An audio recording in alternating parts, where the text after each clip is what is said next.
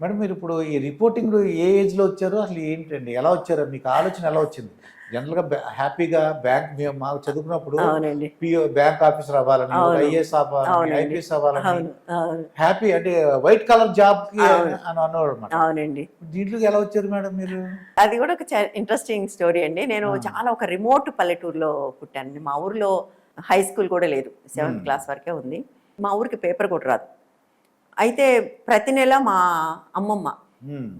పక్కన టౌన్ ఉంది కొత్తగూడెం అని, అక్కడికి వెళ్ళి సరుకులు తీసుకొచ్చేది. సరుకులు ఆ రోజుల్లో హ్మ్. పేపర్‌లో పొట్లాలు కట్టించేవాళ్ళండి. అవునండి. పేపర్ పొట్లాలు. ఇంటికొచ్చిన తర్వాత నాకు చదువు పరమ పిచ్చి. రెండో హ్మ్. తరగతి నుంచి కనపడిన పేపర్ ప్రింటెడ్ అయితే చాలు చదివేదాన్ని. అది ఏమి హ్మ్. భక్త, నాస్తికం అసలు ఏమి సంబంధం లేదు. ఏది కనపడినా చదివేసేదాన్ని హ్మ్. పిచ్చిలాగా. హ్మ్. ఇంటికి రాగానే అవన్నీ మడతబెట్టి మా అమ్మ ఇసిరిరాయి కింద పెట్టి హ్మ్. సాఫ్ట్ చేసి నాకిస్తే నేను అవి చదివేదాన్ని. చాలా ఫ్యాసినేటింగ్ అనిపించేవి. హ్మ్. వార్తలు కదా! అవునండి. ఏవో వార్తలు ఉండేవి. అమెరికా గురించి ఉండేవి, ఢిల్లీ గురించి ఉండేవి, ఎక్కడెక్కడో రకరకాల వార్తలు చాలా ఎక్కడెక్కడో ఇంట్రెస్టింగ్‌గా ఉండమాట. చాలా ఆ! ఇంట్రెస్టింగ్ ఉండేది. అరే ఇది భలే ఉంది అనుకున్నాను నేను. సో ఆ తర్వాత కానీ నాకు జర్నలిస్టు అనే ఒక ఉద్యోగం ఉంటుందని అప్పుడు తెలీదు. హ్మ్. మా ఊర్లో స్కూల్ లేదని చెప్పాను కదా! 7థ్ తర్వాత నేను ప్రైవేట్‌గా 10థ్ రాసి పాస్ అయ్యి హ్మ్. కాలేజ్‌కొచ్చాను. నేను ఫస్ట్ మా ఊరు నుంచి కాలేజీలో చేరిన మొదటి అమ్మాయిని నేను. హ్మ్. సో కాలేజ్‌కొచ్చిన తర్వాత చాలా చదివే అలవాటు ఉంది కాబట్టి మా లాంగ్వేజ్ టీచర్స్ వెంటనే అర్థమయ్యి హ్మ్. నన్ను ఎలక్యూషన్ కాంపిటీషన్స్‌కి, ఎస్సే రైటింగ్స్‌కి పంపించడం మొదలుపెట్టారు. అట్లా మాకు తెలుగు లెక్చరర్‌గా ఆయాచితం శ్రీధర్ గారు ఉన్నారు. హ్మ్. మీరు మొన్నటిదాకా ఆయన ఇక్కడ గ్రంథాలయ సంస్థ చైర్మన్‌గా పనిచేశారు. ఓకే. ఆయన మా లెక్చరర్. హ్మ్. ఆయన ఒకరోజు "ఏం చేస్తావు? ఏంటి?" అని మాట్లాడుతుంటే నేనేవో చెప్తున్నా. "నువ్వు బాగా రాస్తావు, బాగా మాట్లాడతావు." హ్మ్. నేనప్పుడు 15 సంవత్సరాలండి కరెక్ట్‌గా. అవునండి. చెప్పాలంటే 14 నిజానికి. నేను ఒక హ్మ్. సంవత్సరం ముందే పాస్ అయ్యాను 10థ్.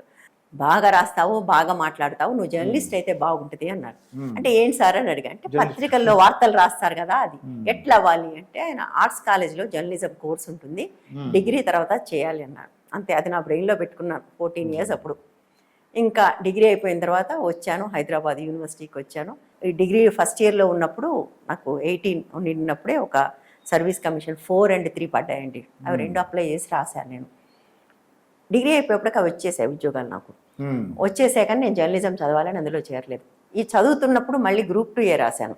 హ్మ్. అది కూడా వచ్చింది యాక్చువల్‌గా. అది అయిపోయేప్పటికల్లా. అప్పుడు నాకు పెద్ద డైలమా. హ్మ్. గ్రూప్ 2 ఉద్యోగం అంటే మీకు తెలుసు కదా! గెజిటెడ్ అవును. ఆఫీసరు ఈ పాటికి కలెక్టర్ అయ్యి ఉండేదాన్ని అందులో ఉండుంటే. హ్మ్. అంటే నా బ్యాచ్‌మేట్స్ అందరూ అయ్యారు. కలెక్టర్స్ అయ్యారు ఇప్పుడు అన్ని చోట్ల. అవునండి. డిప్యూటీ కలెక్టర్స్‌గా ఉన్నారు. సో, అప్పుడు పెద్ద డైలమా. కానీ హ్మ్. నాకేమో జర్నలిస్ట్ అవ్వాలని ఒక కోరిక ఉండేది. హ్మ్. కొంత అమాయకత్వం కూడా అనుకోండి. అవునండి. అప్పుడు నేను జర్నలిజం అవ్వగానే నేను ఆంధ్రజ్యోతిలో పనిచేసేదాన్ని. ఐవీఆర్ గారు ఉన్నారు కదా! ఐ వెంకట్రావు గారు. అవునండి. ఆయన నాకిట్లా ఉద్యోగం వచ్చేదని తెలిసాక నన్ను పిలిచి కూర్చోబెట్టి మాట్లాడారు. "అమ్మా హ్మ్. ఇది ఆడపిల్లలకి పనికిరాదు. హ్మ్. నువ్వు ఎళ్ళమ్మా నీకు చిన్న వయసులో వచ్చింది. చాలా తొందరగా నీకు ప్రమోషన్స్ వస్తాయి. కలెక్టర్ అవుతావు. హ్మ్. ఇంత షార్ప్ ఉన్నావు కాబట్టి నీకు గ్రోత్ చాలా ఫాస్ట్‌గా ఉంటది వెళ్ళమని" చెప్పాడాయన. హ్మ్. చెప్తే నాకు వెళ్ళాలనిపించలేదండి. హ్మ్. అస్సలు వెళ్ళాలనిపించలేదు. అంటే మీ మీద ఉన్న అభిమానంతో వెంకట్రావు గారు అలా వెంకట్రావు చెప్పారు. గారు చాలా చెప్పారు. ఎందుకంటే ఈ కెపాసిటీ ఉంది దీంట్లోకి ఎందుకులే అవును. అన్నట్టుగా అవును. అవును. నాకర్థమైందండి. మనసు నచ్చట్లేదు. నచ్చట్లేదు. అవునండి. కాబట్టి ఐ హ్మ్. Stayed back. కానీ దానికి రిగ్రెట్స్ ఏం లేవండి. అంటే హ్మ్. యాస్ ఎ జర్నలిస్ట్‌గా నేను పవర్ ఎంజాయ్ చేయలేకపోవచ్చు, డబ్బులు ఎంజాయ్ చేయలేకపోవచ్చు. కానీ లైఫ్ చాలా చూసానండి. హ్మ్. Very rich life.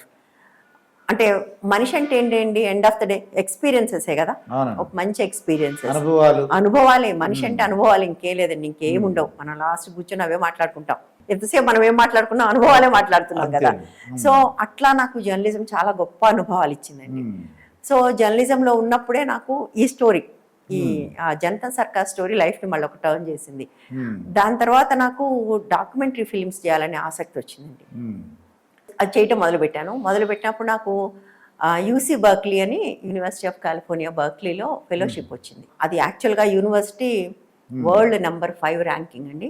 జర్నలిజంలో సెకండ్ ర్యాంక్. 1 కొలంబియా. అక్కడ డాక్యుమెంటరీ ఫిల్మ్ ఉంది. హ్మ్. వాళ్ళకి కోర్సు. జానెల్స్ అని ఆయన ఒక గొప్ప డాక్యుమెంటరీ ఫిల్మ్ మేకర్. ఆయనకి ఆస్కార్ నుంచి సన్‌డాన్స్ దాకా ఆయనకి రాని అవార్డ్స్ లేవు. చాలా హ్మ్. గొప్ప ఆయన. ఆయన క్లాస్ ఉంటుంది. చాలా గొప్ప అవకాశం లైఫ్‌లో వెళ్ళాను నేను అక్కడికి. 1 ఇయర్ పాటు అక్కడ ఉన్నాను. హ్మ్. వెనక్కొచ్చిన తర్వాత I started making documentary films అప్పటి నుంచి హుహు. చేస్తున్నా నేను. అంటే నేను డాక్యుమెంట్ జర్నలిజంతో పాటుగా నేను అవి హ్మ్. కూడా చేస్తూ ఉంటాను. ఓకే.